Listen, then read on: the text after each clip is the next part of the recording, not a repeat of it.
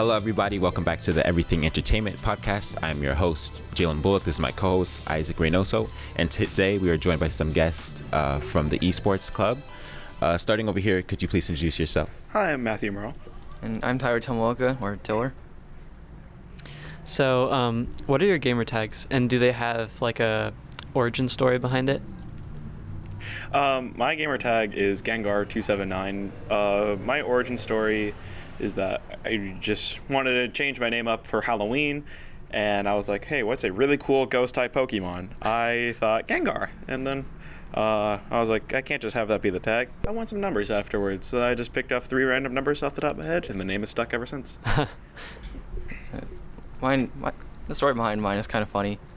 My best friend in middle school, she would come over to our lunch table and just scream, "Hello, best friend Tiller," and then just walk away, like before I knew her. And then slowly, over time, just everyone started calling me it. Oh, okay. And then the name just stuck. My original gamer tag was Tyler Tomooka, just like a pun of my name. Mm-hmm. But I just felt like switching it up. That's cool. That is cool. Now, Isaac, I want to know your gamer tag as well. Oh, so please share with us. I go by the Weasel Lord, Weasel for short. I guess the origin story for that is I was playing a game with my friend, and we were like fighting each other, and I just kept escaping him, and he's like, you're like a slippery little weasel, and I was like, we can do something with that, and that's how I got it. I like that.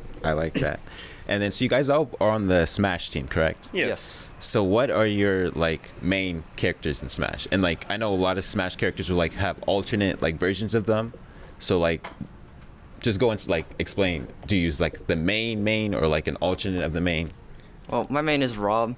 I like characters that when you play them, it feels like you are them. There's only so many games that you can play where you feel like, where it feels like a sport, where it feels like you're in control of every part of your character, every part of your body, and Rob is one of them.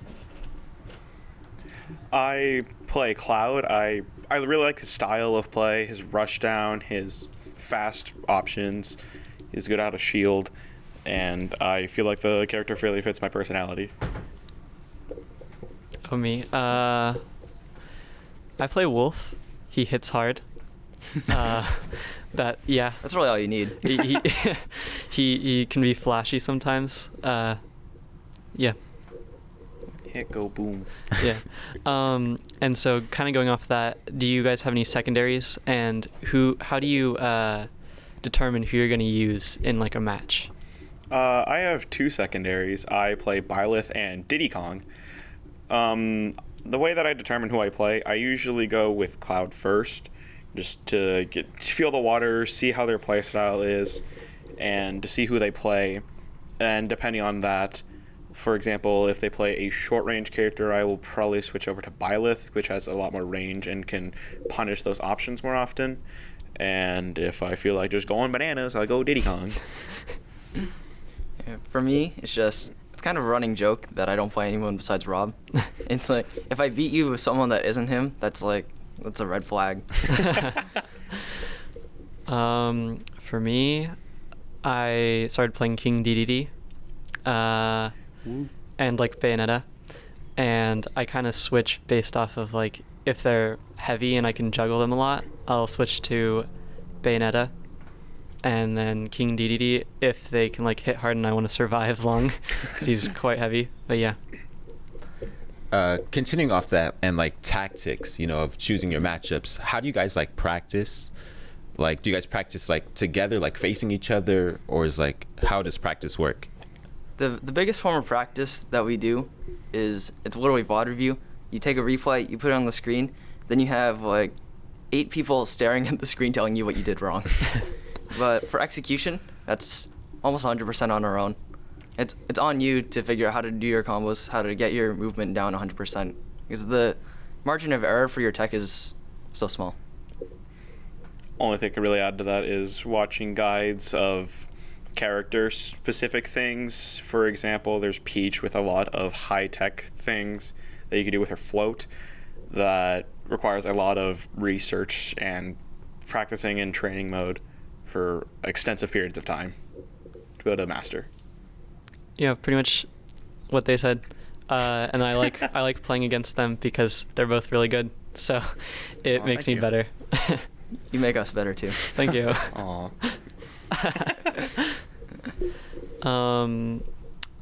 So what are your controller layouts like? Because I know you like we all play with different controllers. Like we and then on top of that we switch the mapping of certain buttons and what they do. Like what do you guys do? Personally, I just swap the shield and jump buttons. Don't ask me why. I'm just used to it.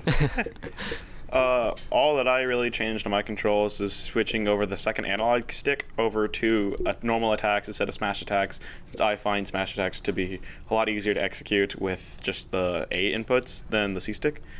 And besides that, it's just the default controls, which me and Tyler both use the GameCube controller. Mm-hmm. I'm the same. I'm kind of like I like to think that I'm a mixture of both of you because I changed the shield and jump, but like I didn't change that much. It's still mostly default, so yeah. I respect it. There's one thing to be said about controllers. It's how freeing it is to play on a GameCube controller. Not even a GameCube controller, just not Joy-Cons. Yeah.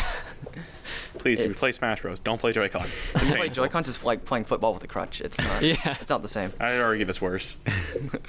Very interesting analogy. Because first I was under the impression that like, because you guys all play on like the Switch, right? Mm-hmm. I thought you like played with the Joy-Cons. So I'm learning new things.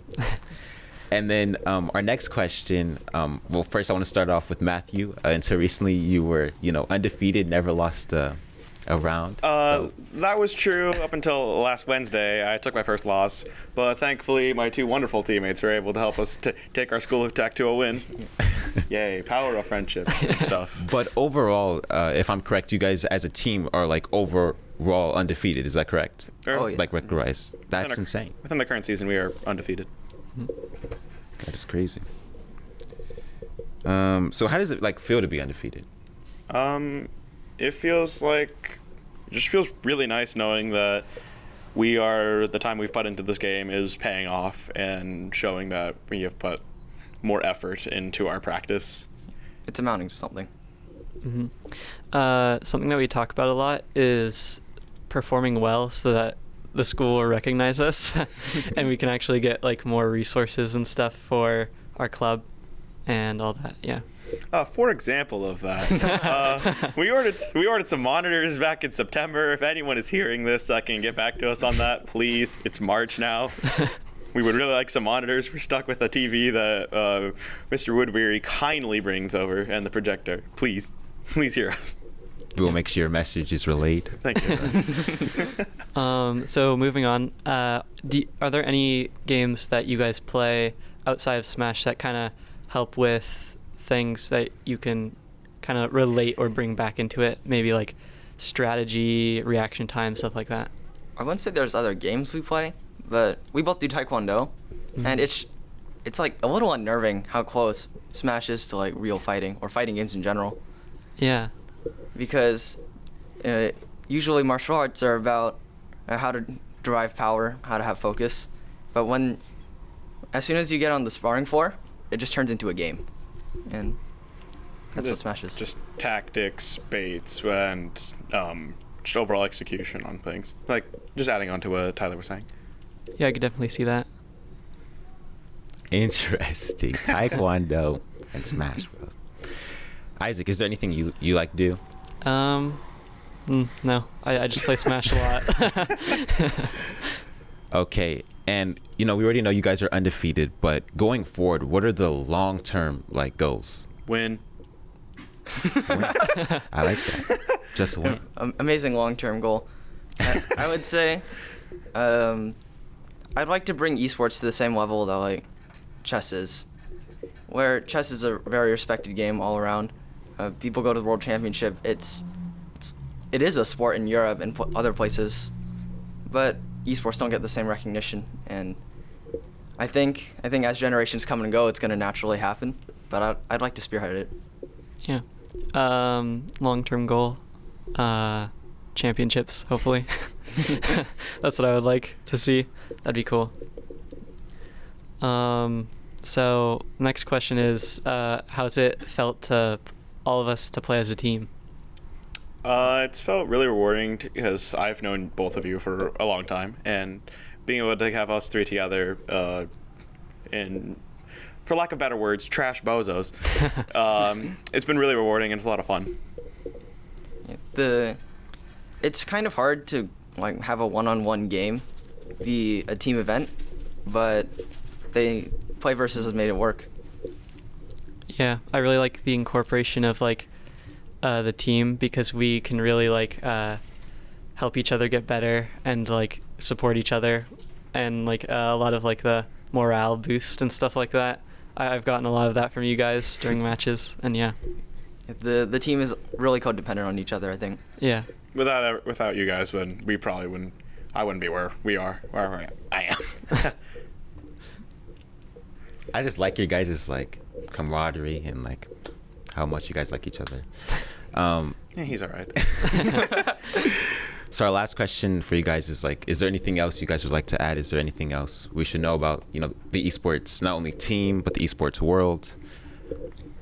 Inside the esports world, there's competitions happening every day. It's just that it's not going to get the same coverage as a regular sport or chess or anything. So you will have to look. And if you do look, you'll find an amazing community. It's a little off-putting at first because the culture around it is pretty toxic. But if you can get past that first barrier and figure out when people are joking and how to tell people set boundaries, it's a really fun place. And speaking of which, the esports club here we have Redwood is again a very welcoming place. Some things apply. You just have to learn when people are joking, when people are not. But again, once you get past that, very loving community that will be friends with you outside of just clubs. Yeah, they said it pretty well, I think. Well, if that's all everyone has to say, once again, we're the Everything Entertainment Podcast. Thank you for joining us on this block schedule Friday. I hope testing went well for juniors and seniors, and we hope to see you again soon.